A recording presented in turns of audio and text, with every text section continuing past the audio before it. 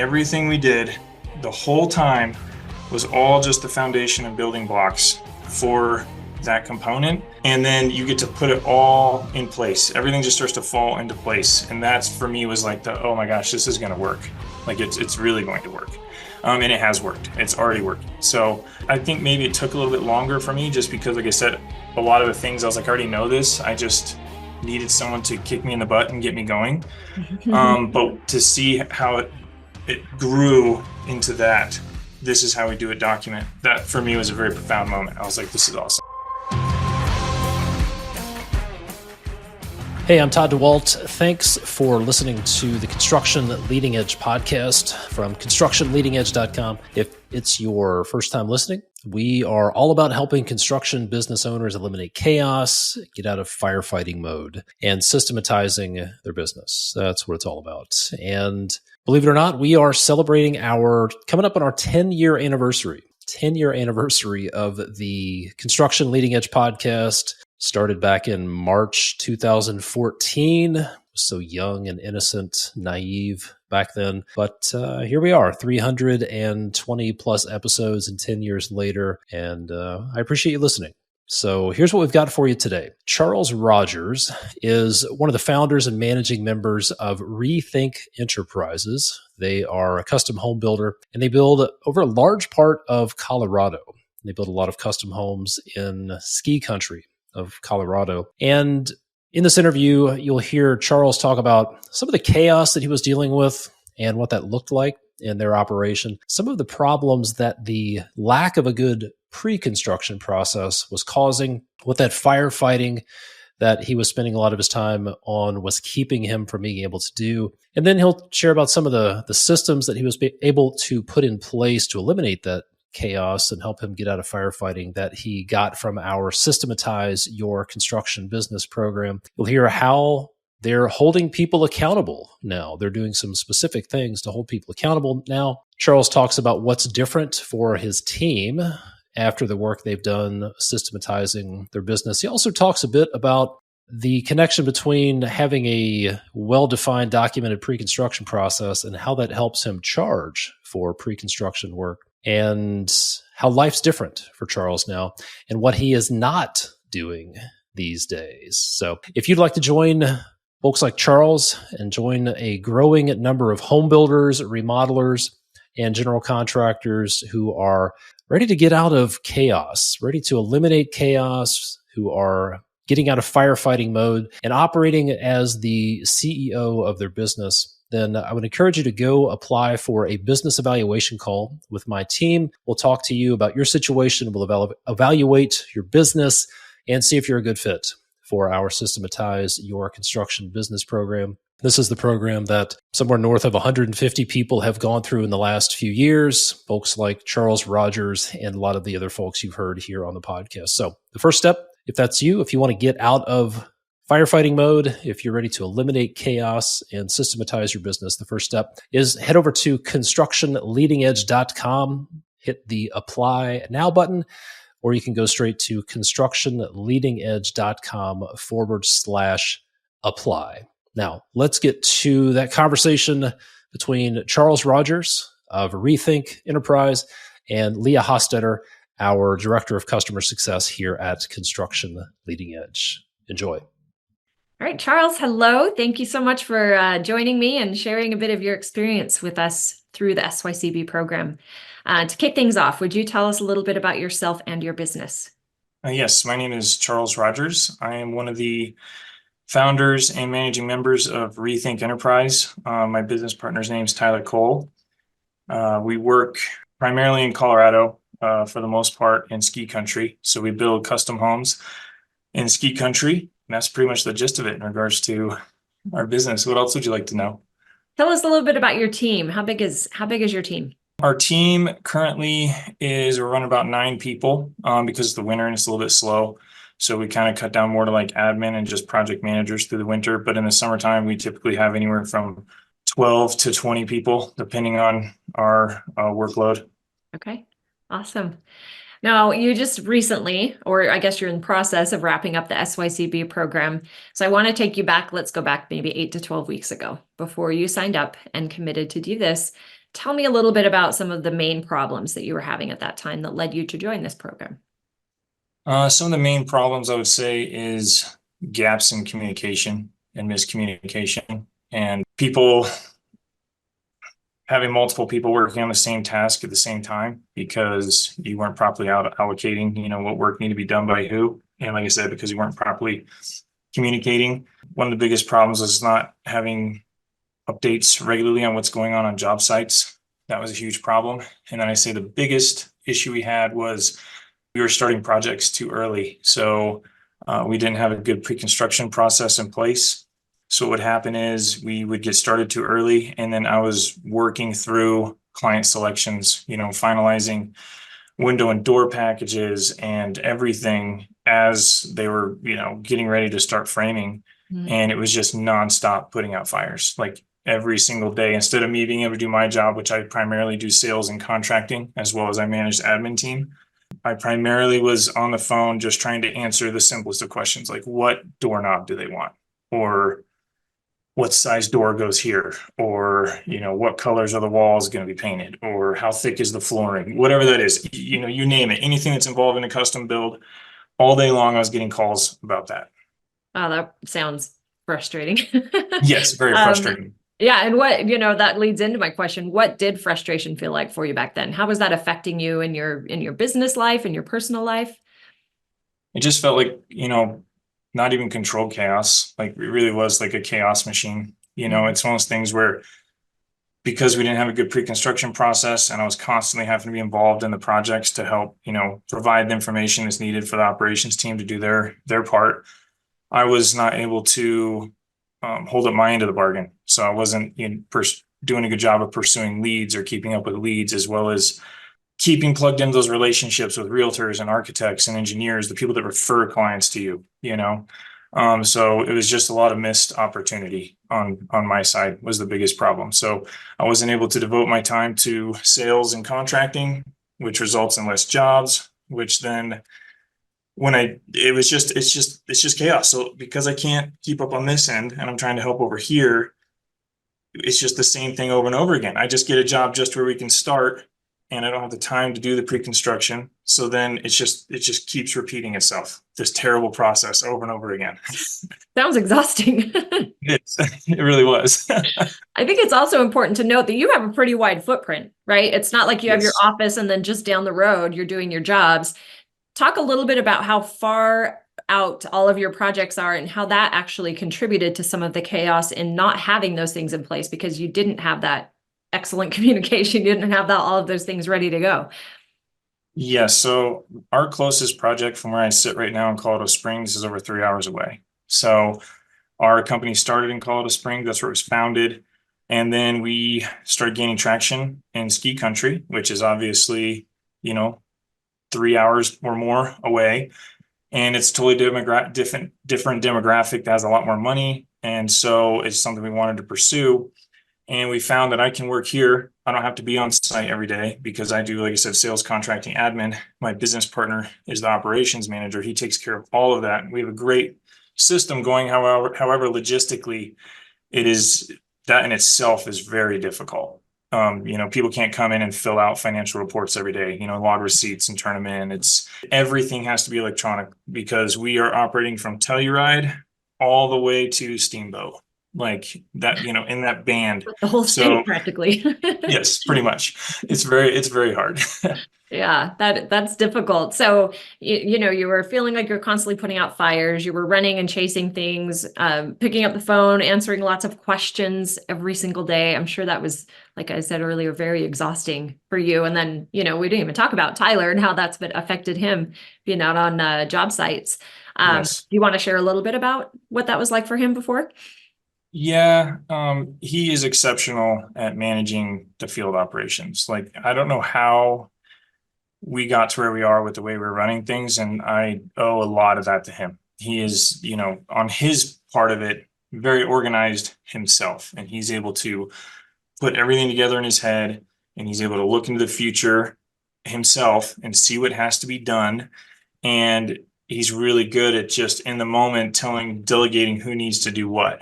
Right. But for him, because we don't have a system in place that holds people accountable to kind of pursue getting the information they need on their own, or pursue looking at like forecasting for the week or 2 weeks out, right?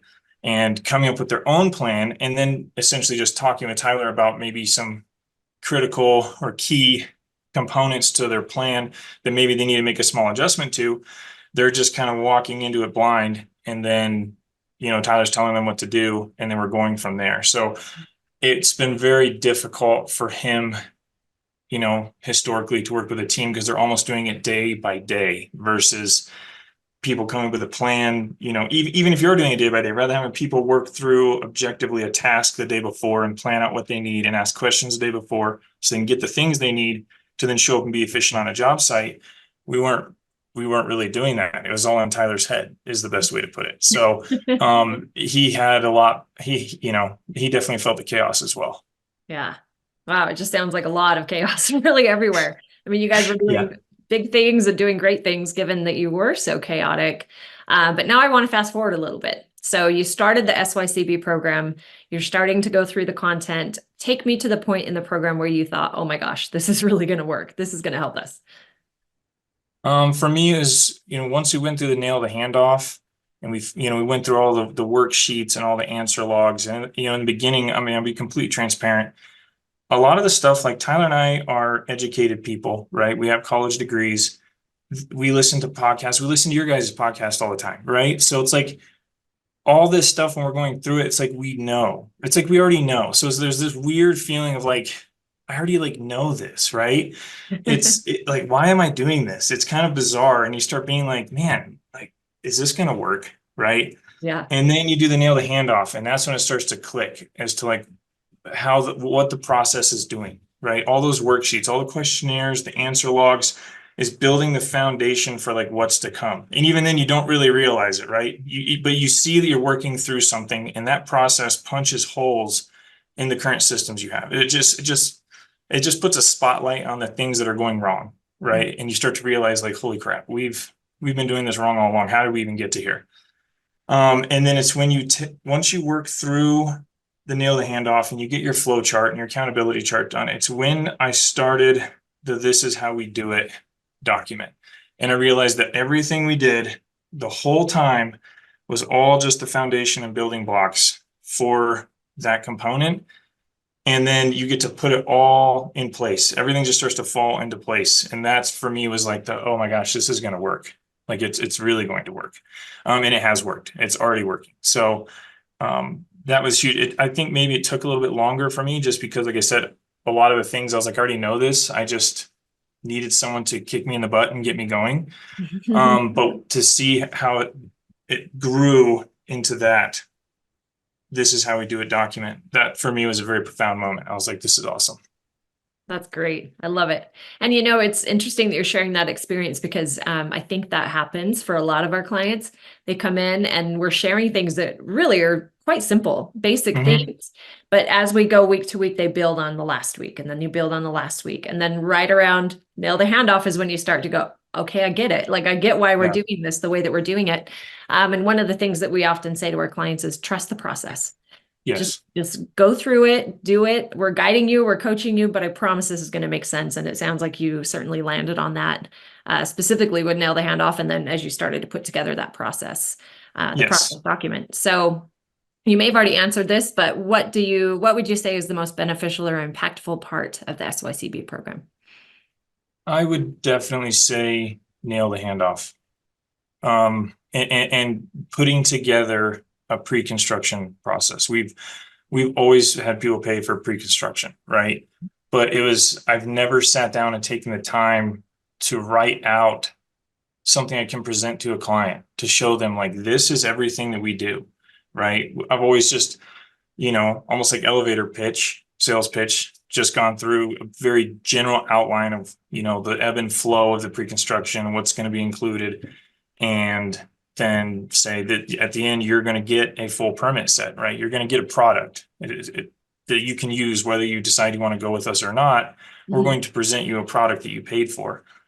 But it's hard for the client to connect with that, especially someone that's never built a home. They don't understand everything that goes into it. And to take the time to put the whole process together, And then I created a client-facing pre-construction like outline that I can show them that looks nice, that has our branding and everything on it. When they see that, they're just like, oh, I get it. So it's twofold. It's not just helping me with the pre-construction sale. That exact document is also our process for pre-construction, that anybody I bring in, anybody new, they can take that document, and I'm really close to the point where they could then go through a whole pre-construction agreement or the whole service component of that with very little input from me. And that's huge. Yeah. Yeah. I think we do this day in and day out. We understand how complicated it is, not only to get all those things in place and then build the home. Our clients don't know that. This may be a handful of homes that they'll ever build in their lifetime, and they're not professional customers. So I think there's great value in being able to show them and say, this is everything we're doing. This is why it's taking this amount of time. And here's why we're doing it. Here are all the benefits of that. It's huge. And focusing primarily on your pre-construction process eliminates so much of the chaos and so many of the challenges that I know you were sharing earlier. Yeah, and another thing real quick to add to that is the accountability component to the program as well. So like we've had a lot of issues with holding our employees accountable, right? It's one of those things like they're great employees, they do good work, and a perfect example would just be like a daily log, right? If someone doesn't do a daily log, we've always just been like, okay, we'll just do better, right? And it was really good for us to hear from your team how important it is that we be strict on those things, right? That we have protocols and like we put them in place for a reason, and show our employees why it's important for them, important for us as the owners, the business, the clients, everyone, and then come up with a way to hold people accountable to do some of these mundane tasks that initially we didn't hold the line, and that's been a huge thing for us. That's lifted a lot of weight off our shoulders, is simply just having people fill out a daily log that also includes information about what they're going to do the next day and their goals and objectives are, just so we can see that they're thinking about that. Like that's been huge for us. So that was another thing I think's been most impactful about the program. How has that impacted your team? It's been a little hard for them. When you have to take it to the point where you're telling someone that, if they don't log a receipt at the point of purchase or do a daily log at the end of the day, they are going to be written up, or and then if they get 3 write-ups, then there's gonna be repercussions for that, which could potentially include termination. To go from here where we're kind of like it's important, but when they don't do it, we're just kind of a little slap on the wrist and we move on with our life. To now we're over here, that this is something that not only is it mandatory, but it can affect your career, here within this company if you don't do it, has been a little bit of a shift. But so far, even though it's hard to get them on board, everybody's doing it now. So it's good. Yeah. And are they experiencing a positive impact from doing these things? They are. Yeah. So they are. I mean, with all this has opened up discussion within the company that we didn't even realize people needed. So one of the things is people saying like, well, we just didn't, we tell them to go install Windows, and the person that's, I guess, technically running that would, the next day when they didn't get enough done, didn't get very much accomplished, you'd be like, what happened? Like, well, we just didn't really know how to install this sort of door or this sort of window or something was weird. And we were like, how could we help with that? And they're like, if you had like training videos that showed exactly how we do this, that we could watch the day before or whatever, that would be really helpful. And that's something that we just never thought about doing. You know what I mean? And so we put together a training program for people that outlines, covers every step of the construction process, everything you can think of. So at this point, we just tell people like, hey, tomorrow you're going to be erecting a steel building, and it's been 2 years since we did one, or it's been 6 months or whatever. It'd be great if you guys would go watch this video on erecting a steel building. And everybody shows up and everybody's on the same page. And like that in itself has been huge. That's awesome. Sounds like communication has certainly been enhanced in a positive way for the whole team. Yes, absolutely. And it sounds like your team is much more willing to also say when things are not quite working for them, and coming up to find a solution that will work well for everyone. Yes, definitely. That's been a huge help with going through this. Just one more question for you. How is life different for you now after you've gone through the program and started to implement these things? I've had days where I don't really know what to do. Because you don't have those fires that you're putting out? Yeah, as crazy as it sounds, I've had some weird days where I come into the office and I have to drive an hour. Like to come here for me is a commitment. I come here to execute. Like every day is take action and crush. And I'll show up in the office. I'll drive a whole hour to get here. I sit down and I open up my email and there's like nothing in it. And then I check my calendar and I have like one thing, and then my phone is not ringing off the hook and everybody like knows what to do. And it's been very strange. It's actually helped me be able to work a lot on refining everything you guys teach us in the program, like producing those standard operating procedures, producing checklists, producing like I'm down to the point now of producing standard operating procedures of how you leave a truck when you're done with it at the end of the week. You know what I mean? Just little mundane things I never thought I'd be able to do is great. And for example, we have the financial audit we're doing right now, and I'm able to help with that. Like I've spent 3 days on it and have hardly had to do anything else. And previously that would not have been possible. I would have just been like, no, don't get me involved. Just get it done as fast as you can. I hope it's right. So it has already made a huge difference. Very cool. Awesome. Well, Charles, we are all about results. And it's so great to hear that you're having so many positive results, even in such a short time frame.